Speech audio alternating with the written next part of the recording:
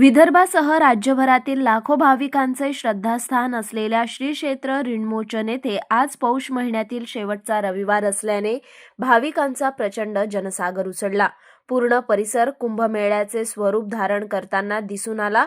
यावर्षी पूर्णा नदीला पाणी असल्यामुळे भाविकांच्या स्नानाचा प्रश्न सुटला असून सकाळपासूनच शेकडो भाविकांनी नदीत स्नान करून ओल्या अंगाने श्री मुदगलेश्वरचा जलाभिषेक केला. तांब्याच्या 11 गडव्यांनी अभिषेक बेलपत्र अर्पण करत भाविकांनी दर्शन घेतले. भातकुली तालुक्यातील श्री क्षेत्र ऋणमोचन हे कर्मयोगी गाडगेबाबांची कर्मभूमी म्हणून ओळखले जाते. गृहत्यागानंतर गाडगेबाबांनी येथेच सेवेकऱ्याची मुहूर्तमेढ रोवली होती. स्वच्छता, समाज ऋण फेडण्याचा संदेश आणि दान धर्माची परंपरा त्यांनी याच तीर्थक्षेत्री सुरू केली. ऋणमोचन यात्रेदरम्यान गाडगेबाबांनी स्वतः घाण उचलून समाजाला स्वच्छतेचा मंत्र दिला. 1907 साली सदावर्त सुरू करून अंध, अपंग, वृद्ध आणि निराधारांसाठी सेवाभावाची परंपरा निर्माण केली. ही परंपरा आजही अखंड सुरू असून यावर्षीही शेकडो गरजूंसाठी मिष्टान्न व वस्त्रदान करण्यात आले.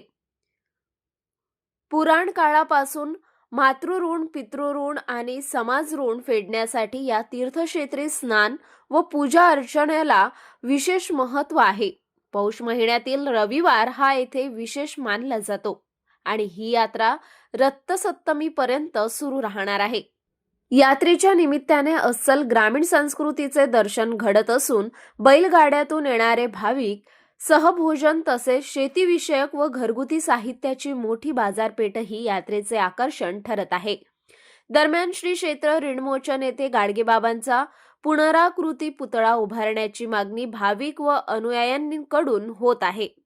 हे तीर्थक्षेत्र त्यांच्या कर्मभूमीचे प्रतीक असल्याने पुतळा उभारावा अशी अपेक्षा व्यक्त केली जात आहे.